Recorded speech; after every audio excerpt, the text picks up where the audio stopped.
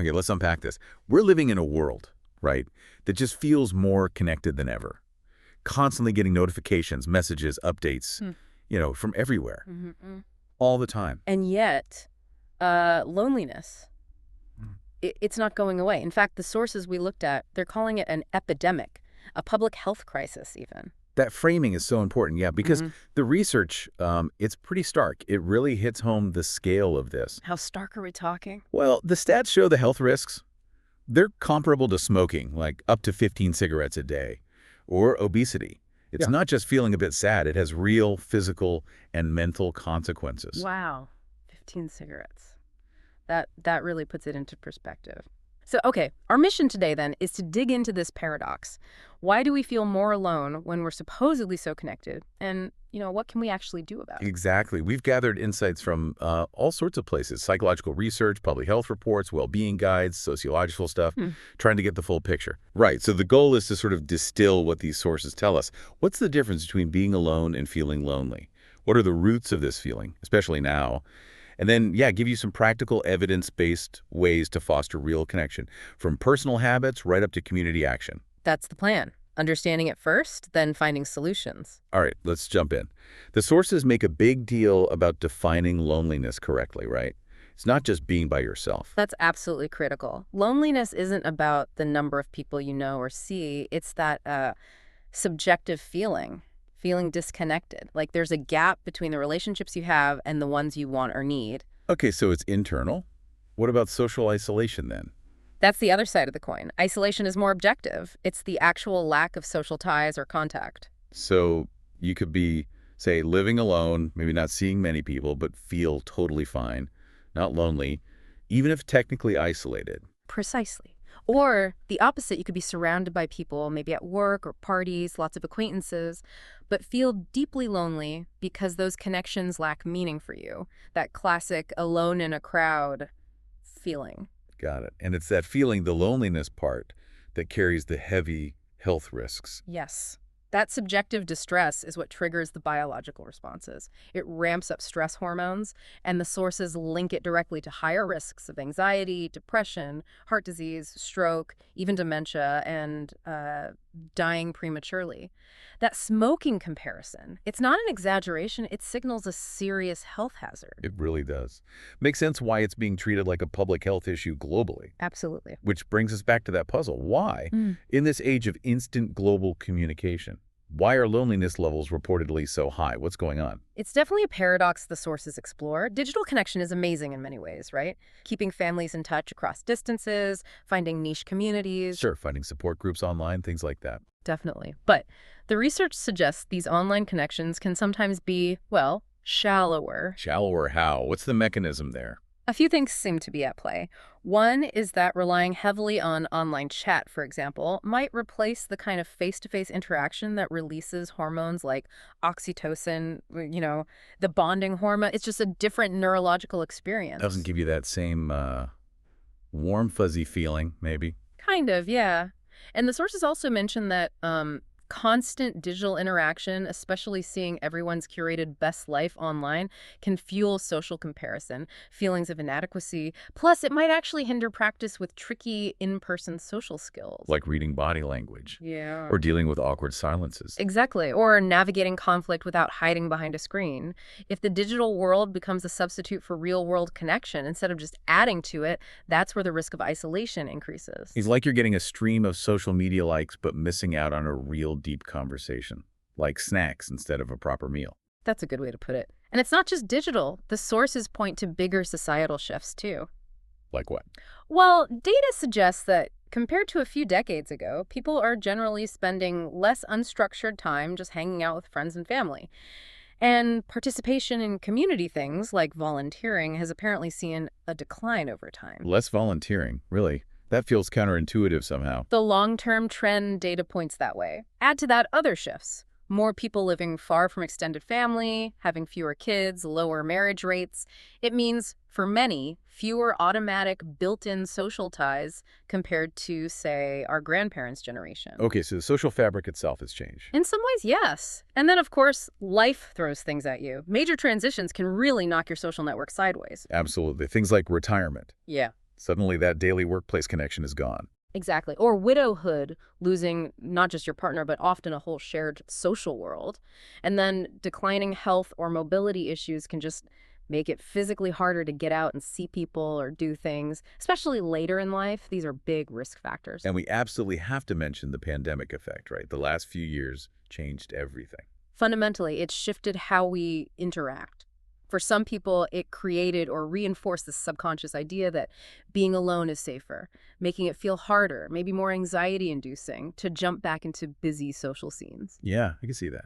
And sources note particular impacts on young people who were navigating key social development stages during lockdowns, and also on people who are immunocompromised and still need to be cautious in ways that limit spontaneous socializing. Okay, so we've got the definition straight, lonely versus alone. We see the serious health risks. And we've explored some complex roots, digital paradox, societal shifts, life events, the pandemic. It sounds pretty daunting. It can feel that way, but the really crucial message from all the sources is that it's not hopeless. There are concrete things, evidence-based actions that make a difference. Right, so while those big systemic things matter, there's a lot you can actually control yourself. There's a personal toolkit. Exactly. And a big part of that is simply being proactive, making the effort to reach out and engage. Okay, so what does that look like? Well, the sources encourage going beyond just scrolling social media feeds. Things like scheduling regular video calls or phone calls are great, but they also highlighted something maybe a bit unexpected: the handwritten letter. A letter, like with pen and paper, in this day and age. What's the thinking there? It's about the intentionality, the effort. Sending and receiving something physical feels more significant, doesn't it, than just another ping on your phone. Plus, the act of writing itself, it can help you process your own thoughts, maybe find some gratitude.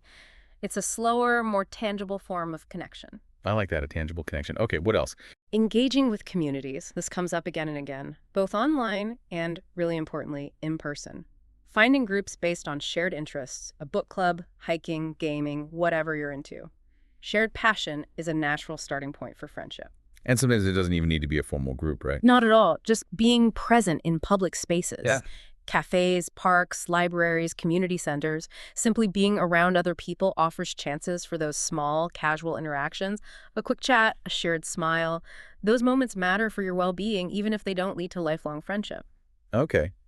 That leads nicely into another really powerful strategy the sources emphasized: helping other people. Ah, yes, volunteering. It's presented as this incredibly potent tool against loneliness. Why? Yeah. Because it gives you a strong sense of purpose, gets you engaged in something outside yourself. That really helps buffer against feeling down or isolated. Shifts the focus outwards. Exactly. And you're connecting with other people who care about the same things you do. That shared mission or value creates an instant bond. The sources even talked about finding your calling through volunteering, driven by things like caring, curiosity, passion, a desire to heal, or finding purpose. So if you're specifically looking to volunteer to feel less lonely, how do you make sure it actually helps with social connection? Good question. Be intentional.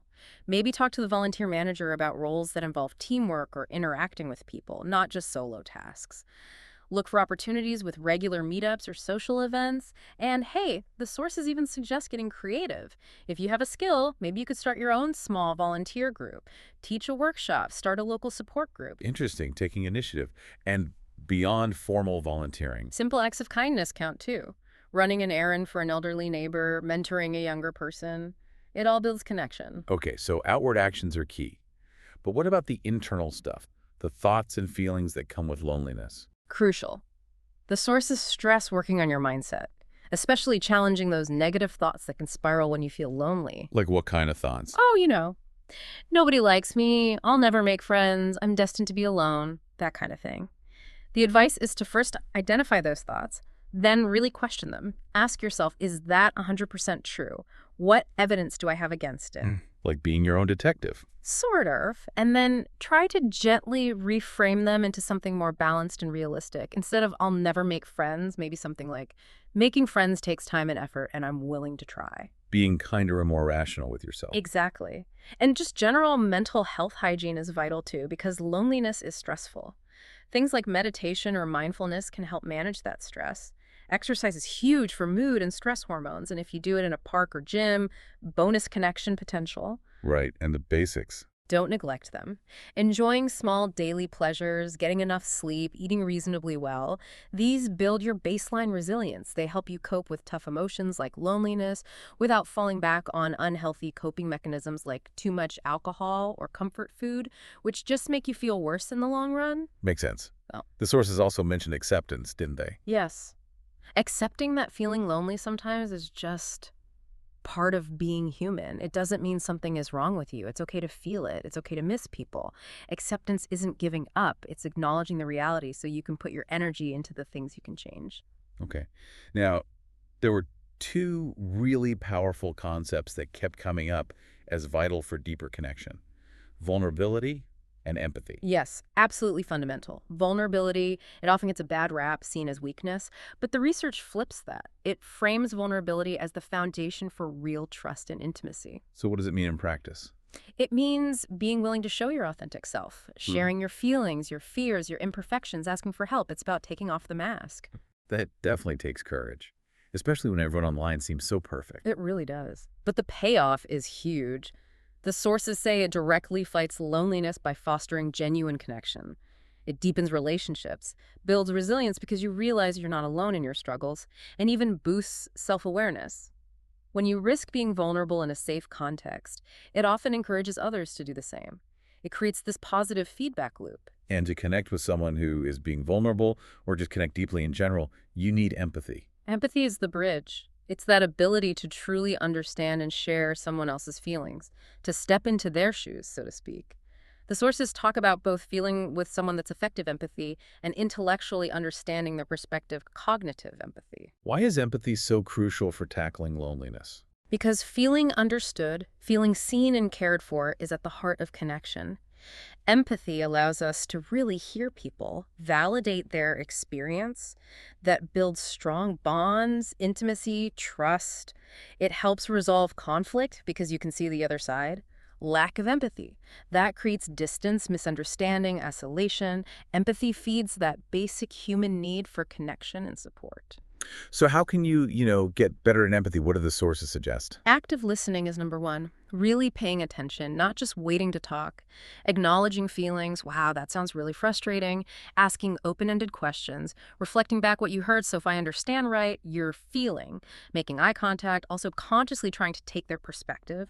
Validating their emotions even if you don't agree with their actions. And sometimes sharing your own vulnerability appropriately can build empathy too. Okay. Any specific tools mentioned? Yeah, they mentioned its importance in things like therapy, obviously, but also in everyday conflicts, prioritizing the relationship over being right, and using methods like OFN, Oh, F. observations, feelings, needs. It's a way to communicate during tricky conversations. Instead of blaming, you state your objective observation, when X happened, how it made you feel, I felt Y, and the underlying need that wasn't met, because I need Z. Can you give an example? Sure, instead of yelling, you never listen to me, maybe try. When I see you looking at your phone while I'm talking observation, I feel unheard and a bit hurt. Feeling, because connecting with you and feeling listened to is important to me. Need. It opens the door for understanding, not just defensiveness. That sounds much more constructive. It aims to be. And like with vulnerability, the sources also advise managing your empathy, understanding others is great. But you need self-care too to avoid getting emotionally drained. Right. Balance. Oh. Okay, so we've got this powerful personal toolkit: outreach, helping others, internal work, vulnerability, empathy. But this isn't just an individual fix, is it? The sources talk about broader approaches. Absolutely. Given the scale and health impact, it has to be tackled as a public health issue. And we are seeing that shift globally. Governments, organizations, they're starting to use population-level strategies. Like figuring out who needs help the most. Exactly. Using data, sometimes literally mapping areas where loneliness risk factors are high based on age, health, living situation allows services to be targeted, connecting vulnerable people with practical support, mental health resources, or social programs. And training people on the front lines to spot loneliness. Yes, especially in healthcare. Yeah. Doctors, nurses, pharmacists, people who see individuals regularly, training them to ask about social well-being, not just physical symptoms. There are programs like Pal's Pharmacy addressing loneliness and social isolation. Pharmacists doing things like adding handwritten notes to prescriptions for isolated seniors or helping set up pen pal schemes. A handwritten note from your pharmacist. That's a lovely, simple touch. Shows connection can come from unexpected places. It really does. And then there's this growing model called social prescribing. Social prescribing. Tell me more. This is where doctors or other healthcare workers actually connect patients with non-medical community support. So instead of just pills, they might prescribe joining a walking group, an art class, a community garden project. So doctors are literally prescribing community activities as treatment. Basically, yes. And the evidence, especially from places like the UK's National Health Service, is really promising. It shows reductions in loneliness, improvements in mental health, and it can even decrease the use of other health services. Right. So it makes economic sense, too. It really frames social connection as vital for health. Wow. Okay. What about preventing loneliness in the first place? Raising awareness. Public campaigns are definitely part of the picture. Things like Canada's Genwell weekends or Talk to a Stranger Week, nudging people towards connection. Australia has Neighbours Every Day, encouraging local connection. And there's a growing focus on youth loneliness, too, with specific campaigns and resources like text helplines in some countries. And creating actual physical spaces for people to connect. Yes, that's important, too, especially for specific groups. The Men's Sheds movement is a fantastic example. Workshop spaces, mainly for older, often retired men, to work on projects together, building things, fixing things. It's that shoulder-to-shoulder interaction, less direct chat, more activity-based connection, which suits some people better. Plus purpose and social ties. Makes sense. And for all this to really work on a large scale, government needs to be involved, right? Absolutely. National level recognition means coordinated strategies, dedicated funding, and efforts to reduce the stigma around loneliness. We're seeing this now. The UK, Japan, Denmark have national strategies. The US Surgeon General put out a major advisory. The World Health Organization is launching a commission. It's becoming a global policy issue. It definitely sounds like the momentum is building beyond just individual self-help. It is. And one last point the sources make in this bigger picture context is the value of momentary connections. Momentary connections, you mean like chatting briefly with the barista? Exactly like that. Or someone at the bus stop. The research suggests these small, fleeting interactions actually add up. They contribute to our sense of well-being and belonging in that moment. Huh. Never really thought of it that way. Yeah, things like well-designed public spaces, libraries, parks, community centers facilitate this. Even specific initiatives like chat benches in parks or designated chat checkouts in supermarkets. They might not forge deep bonds, but they combat that feeling of invisibility and remind us we're part of a shared social world. So even the tiny interactions count. It shows our social lives are really dynamic, happening on all these different levels. They really are. And knowing those brief moments matter might make us more open to them as we go about our day. Okay, so bringing this all together. Loneliness is complex, it's serious, it has real health impacts, and it's driven by this mix of digital life, societal changes, personal events. Affects everyone. But, and this is the key takeaway, there's real hope in concrete action. The solutions range from that deep personal work, changing thoughts, being vulnerable, practicing empathy, finding purpose, all the way up to community programs and national strategies, treating connection like the public health priority it is. It's not just about having people around, is it? It's the quality of those connections, being willing to be real, making the effort to truly see others. Exactly. It takes both individual intention and systemic support, from how we talk to each other one-on-one to how we design our towns and cities. Every level plays a part in building a genuinely more connected world. So here's something to think about as we wrap up this deep dive. If those momentary connections do matter, if our social world is this fluid thing, what's one small intentional step you could take today? Maybe reach out to someone you haven't spoken to in a while, engage in a community space, or just be open to a brief, genuine chat with a stranger, knowing that even that small moment could make a difference. Yeah. It makes you wonder about the ripple effect of those seemingly small actions, doesn't it? Especially when facing a challenge this big. Food for thought. Thanks for joining us for this deep dive.